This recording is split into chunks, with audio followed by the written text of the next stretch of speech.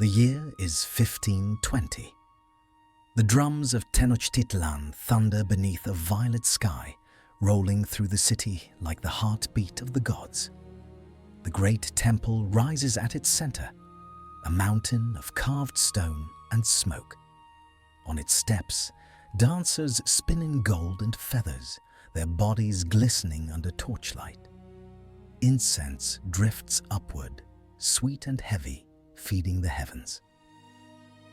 Among them moves Maya, a young woman weaving garlands for the festival of Toxcatl, her hands dyed red from crushed flowers. Her laughter mingles with flutes and drums, with chants that echo off the temple walls. It is a night of peace, a rare breath between wars. But across the plaza, behind the palace walls, the strangers watch. Men in iron skins, faces pale as bone, eyes burning with something colder than faith. They had come promising alliance, friendship, and shared destiny. Yet their hands never stray far from their weapons. As the night deepens, a strange silence creeps over the music, a pause too long, too heavy. Maya turns toward the temple stairs. At their base, shadows move, glints of steel where no sunlight reaches. The flutes falter. Then, the first scream. Chaos erupts like a storm breaking its cage. Swords rise, feathers fall, and the dance becomes a slaughter. Drums crash, not from rhythm, but from falling bodies. Blood spatters the stone idols. Smoke thickens with the scent of death and copper. The festival dissolves into terror. Maya runs, her garlands slipping from her hands, staining the steps as she flees. Behind her, the great temple burns under the torches of the invaders. The gods who once guarded the Mexica now stare down at a sea of red. It is not war. It is erasure. If you've ever wondered why history calls a conquest civilization and silences the screams beneath it, you're in the right place. Here on Brutal History, we resurrect what empire tried to erase. Stories carved in obsidian, buried in ash, and whispered by those who refused to forget. Every view, every like, every subscription drags one more voice from the great temple. Now, let's go back to that night, because what happened to Maya and thousands like her was only the beginning.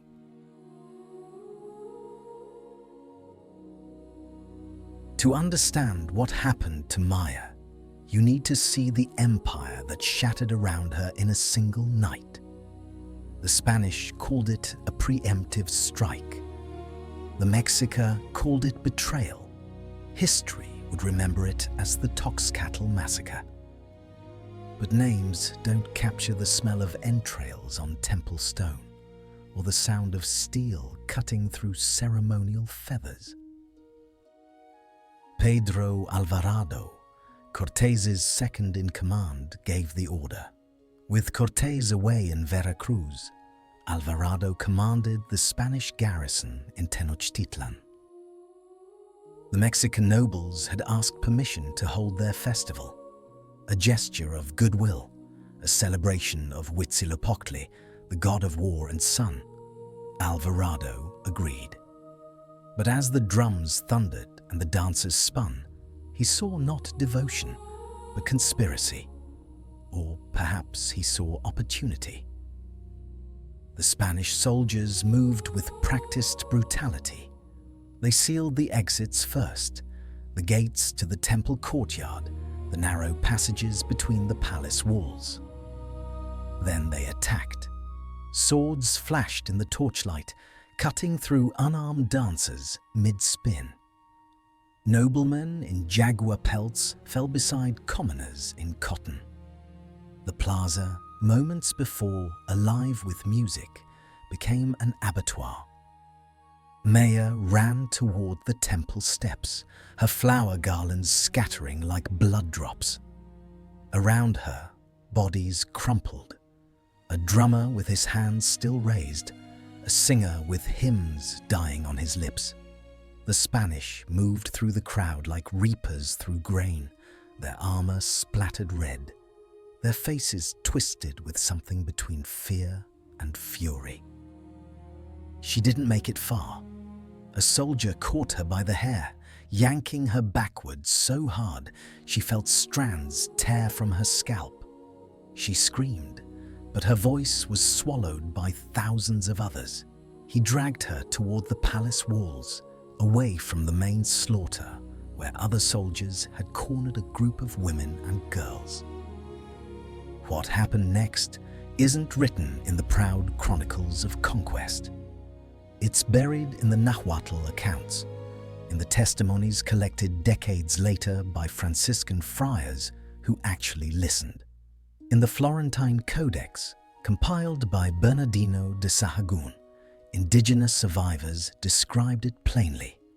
The soldiers took the women. They took them in the shadows of the palace. They took them while the screams from the plaza provided cover. They took them because conquest has always meant this, the violation of bodies as the final erasure of a people's dignity. Maya fought. Her nails raked flesh, drew blood, but the soldier's grip was iron.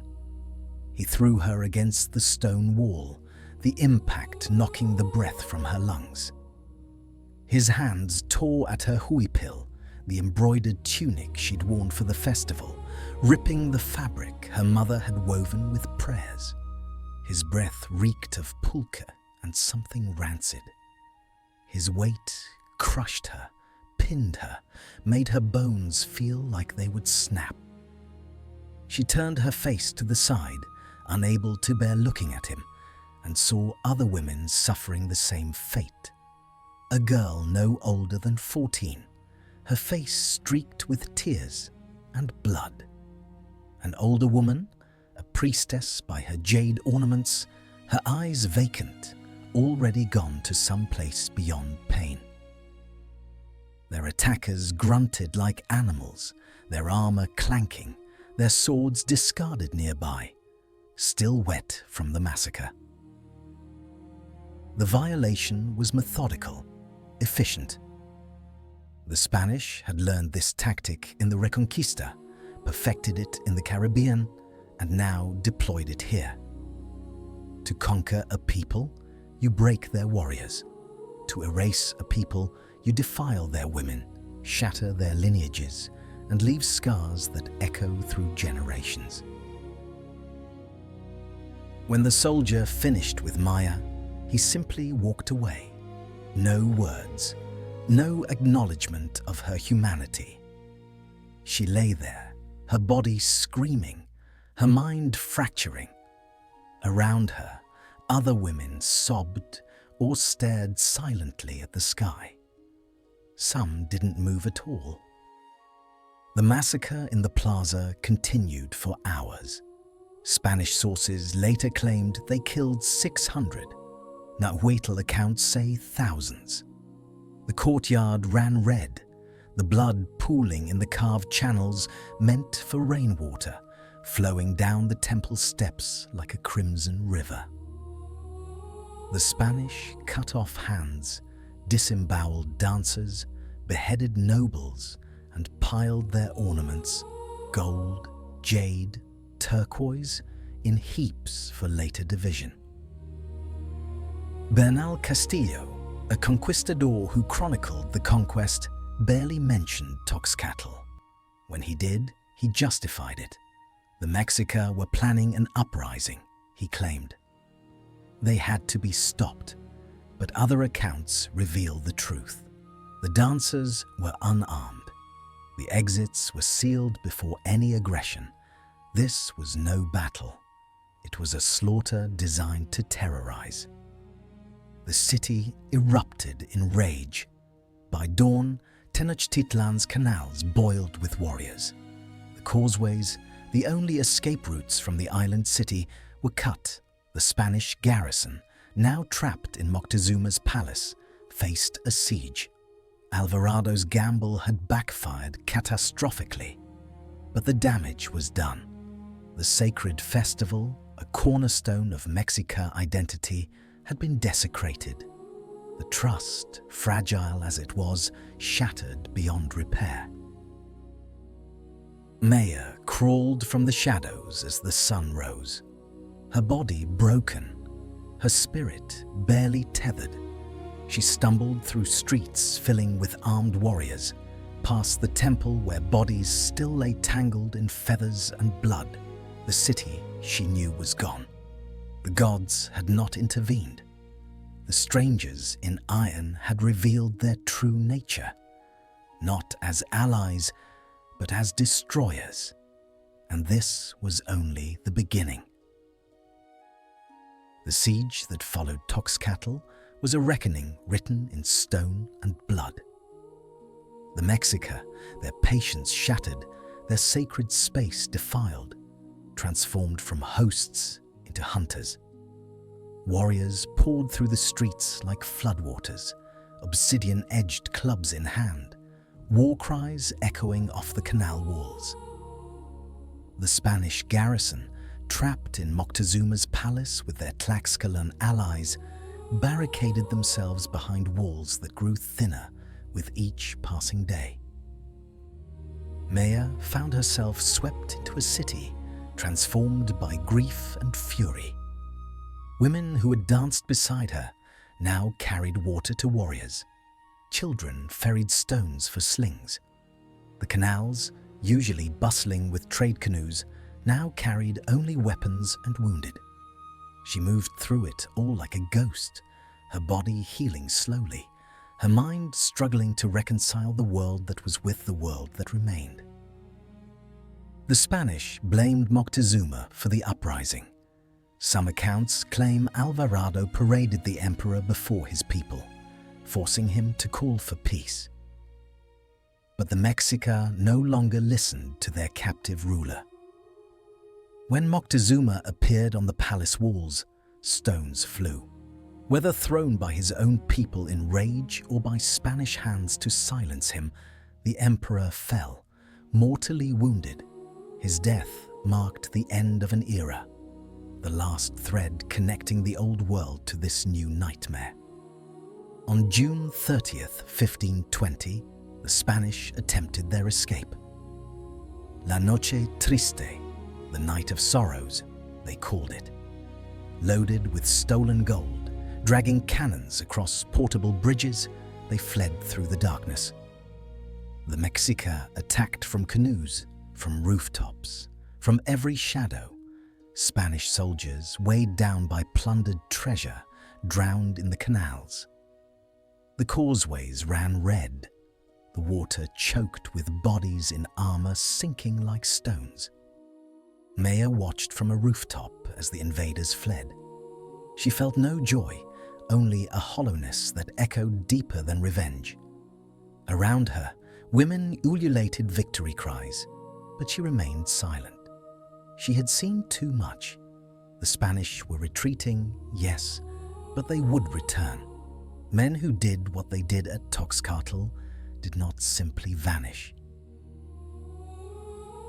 In the months that followed, Tenochtitlan tried to rebuild.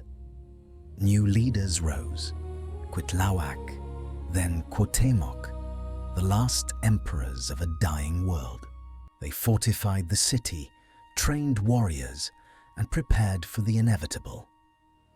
But something invisible had already invaded, more deadly than any sword. The Spanish had brought smallpox. The disease spread like fire through dry grass. Maya saw it consume her neighbors. First fever, then the pustules that covered skin until faces became unrecognizable. Entire households died within days. The canals filled with bodies faster than they could be cremated. The smell of death hung over the city. Thick and inescapable Cuitlahuac himself succumbed within months of taking power. Maya survived the plague, her body marked by scars but still breathing. She wondered sometimes if survival was cruelty, if the gods had abandoned her to witness the full collapse. She had lost her mother to the disease, her younger brother too. The flower garlands she once wove now decorated funeral pyres. When Cortés returned in 1521, with reinforcements and tens of thousands of indigenous allies, peoples who hated the Mexica more than they feared the Spanish, the siege began in earnest. For 93 days, Tenochtitlan endured. The Spanish cut off food and fresh water. They destroyed the aqueducts. They bombarded the city with cannons and systematically dismantled it, block by block, temple by temple. Maya ate bark and insects. She drank brackish water that made her retch.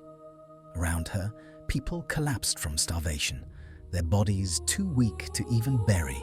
The great city, once home to 200,000, became a mass grave.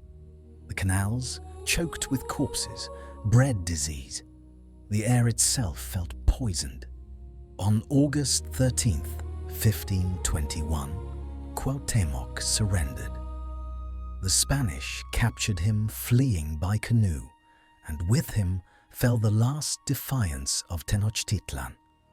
The conquistadors poured into the ruins, looting temples, burning codices, melting gold. They enslaved the survivors, branding them like cattle. The women, already scarred by Toxcatl and the siege, faced new horrors. Spanish soldiers took them as spoils, as concubines, as servants. The violence that began at the festival never truly ended. It simply changed forms. Maya was taken by a Spanish officer, a man whose name she never learned and refused to remember. He kept her in a house built from the rubble of Mexica palaces, its walls painted with Christian crosses over faded glyphs. She cooked his meals, cleaned his floors, and endured his nightly visits.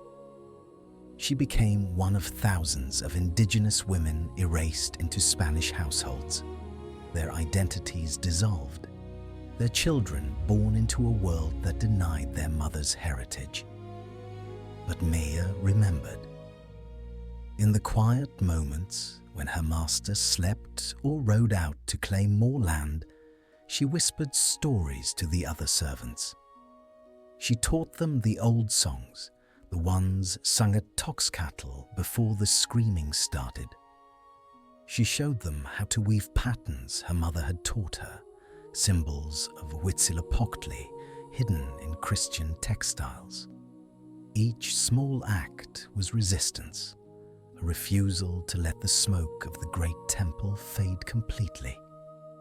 The Spanish built their cathedral directly atop the ruins of the Templo Mayor, using the same stones, grinding Mexica gods into foundations for their new god.